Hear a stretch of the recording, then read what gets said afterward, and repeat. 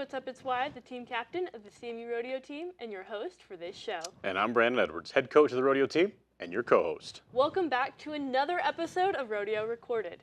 This week, we get to relive our very own college rodeo.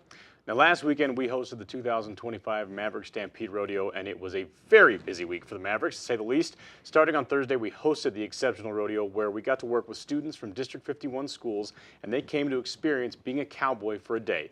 Then, of course, there was the Rodeo Roundup Party, where hundreds of community members gathered on campus for a night of barbecue, bull riding, a cattle drive, and a whole lot of fun. And then the real fun got to start on Friday, when our Mavs competed in their own competition right here, and we even had one champion. In this show, we'll recap all of the thrills, spills, and triumphs from each weekend's rodeo. We're bringing you the most exciting moments from the arena.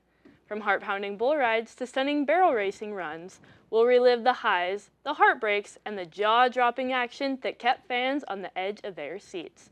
So, whether you missed the show or you just want to experience it all over again, we've got you covered. Saddle up and let's dive into the wildest rides of the Maverick Stampede.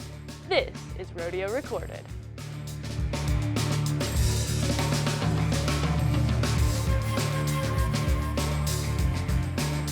Thanks again for joining us. I'm Wiley Mitchell. And I'm Brandon Edwards. Let's take a deep dive into last weekend's rodeo. We didn't have any Mavericks make the short go in the breakaway open this year. However, I must compliment Erica Blum for her 4.9.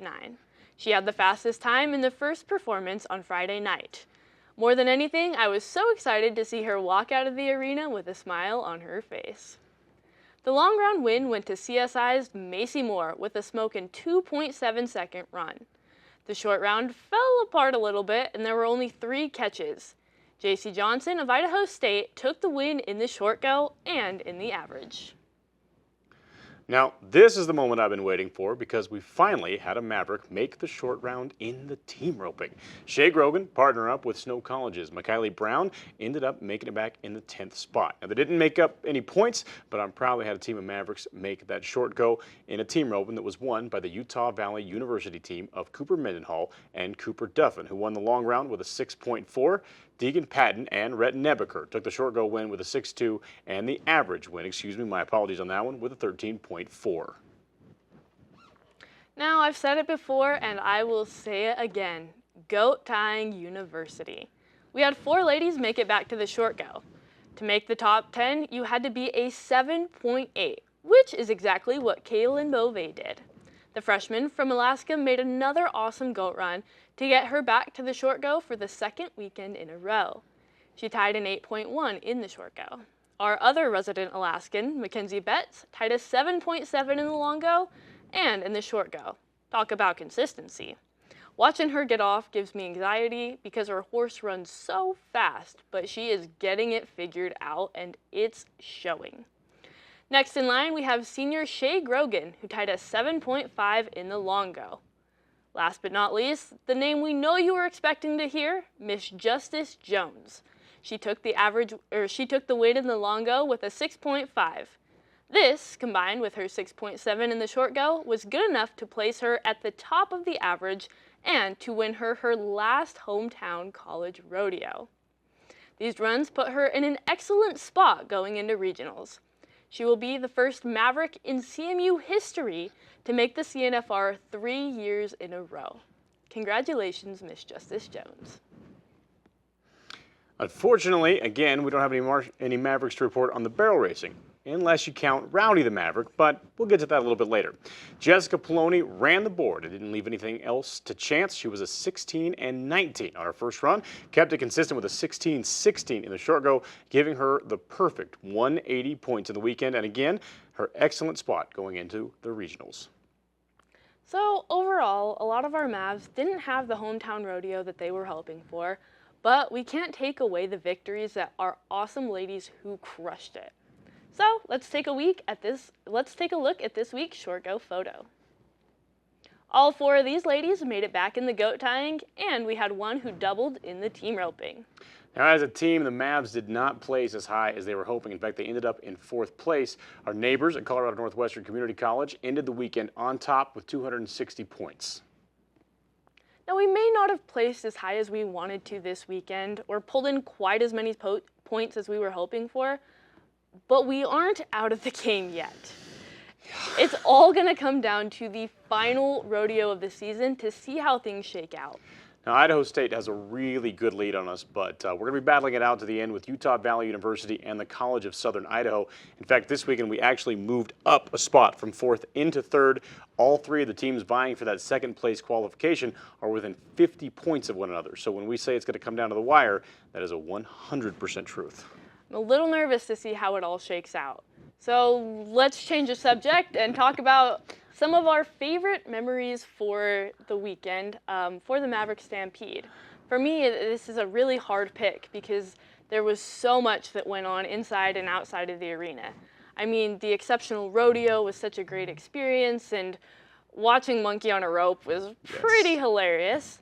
I got to spend some time with some family members and some old friends, and all of that was great. But if I have to choose one favorite memory of the whole weekend, I'm probably going to have to go with Rowdy the mascot running the barrels. Let's actually take a look at that video. So Brandon, tell me, what do you think when you were watching this run in person? What was going through your mind? The best part was actually the walk-up right there, because of course everybody had their day sheets, and we left Rowdy off the day sheets as the celebrity run. And when the announcer kind of made a mention that we had a special run coming up, I think a lot of eyes gravitated towards that open gate. And man, the minute everybody recognized Rowdy getting on that horseback, the sound of about 4,000 people pulling phones out of pockets was just an awesome, awesome experience. Yeah, that was definitely something. Yeah, it was very fun. Very, very fun. Very impressive too, because Rowdy has a very limited scope of vision, is what we're going to say. But did you have a favorite memory from the weekend? I had a lot of favorite memories. Senior night is always a big deal for me, just because it's our one real chance to, I think, recognize a lot of the students for the work that they do outside of the arena, and really be able to put them in focus in front of a crowd and get a chance to show off the differences in their life. We know them as bull riders or barrel racers, and we get to announce their times, but to really show off to a bunch of people that come out and support us as a team what majors and what directions and what businesses they're going into really, really means a lot. Obviously, Justice winning the hometown rodeo was a big thing, but just, I got to be honest, pulling that thing off and seeing that many people come out, it's pretty epic. Very, very humbled to see that many people coming out and supporting the team.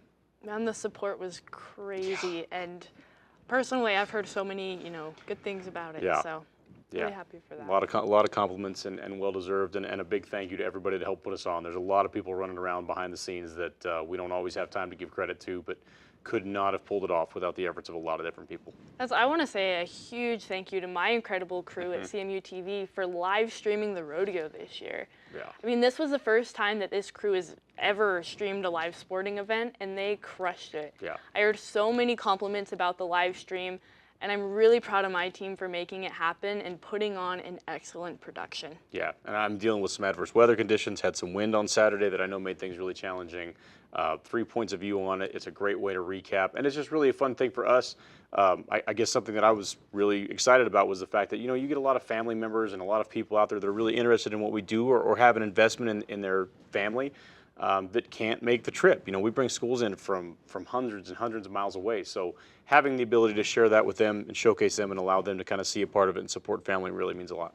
My director said that we had 500 views at one point. Really? On the live stream. So that's literally 400 views more than we had last year. That's awesome. So yeah, very big congratulations. CMU-TV. Yeah, rock it, guys. Good job. And I mean, I also want to say I'm really proud of my other team as well, the rodeo team. I mean, rodeo week is so hectic and crazy, and I'm really grateful that everyone on the team stepped up where they needed to be to put on a great production. Yeah, we ran. I mean, you know me. I'm a very big production-oriented person. Where I come from on the other side of things. I mean, the first night we were able to put a rodeo on in 2:11, or 2 hours and 11 minutes. The second night we basically put one on in 2:20, and in all of those cases still had the senior night and a lot of extra things to it. And put on, I think, a great show. Got to feature some really incredible athletes. Kept the crowd hooked the entire time. And from talking to a lot of the students that were there in the stands, got to expose people to rodeo in the best possible way, maybe for their first time they ever get to see it. And I think that's a way to really open up our sport and make it accessible to a lot of people that might not have, another point into it. And talk about a full set of stands. I mean, yes. Yeah, that was incredible. I did legitimately have one of the ticketing people call me during the rodeo and ask if there was a point where we were going to be concerned about what reaching capacity looked like, and we decided we weren't going to deal with it at that point. But that'll be a problem for next year. Future Brandon and future Maverick Stampede. We'll worry about that. Perfect. Well, that's a wrap for this week's Rodeo Recorded. Thanks for joining us as we relived the highs and the lows of the arena. And don't forget to tune into the next episode where we will tell you about the final rodeo of the season. I'm your host, Wiley Mitchell. And I'm your co-host, Brandon Edwards. And if you enjoyed watching this week, why stop now? We'll see you on the next episode of Rodeo Recorded.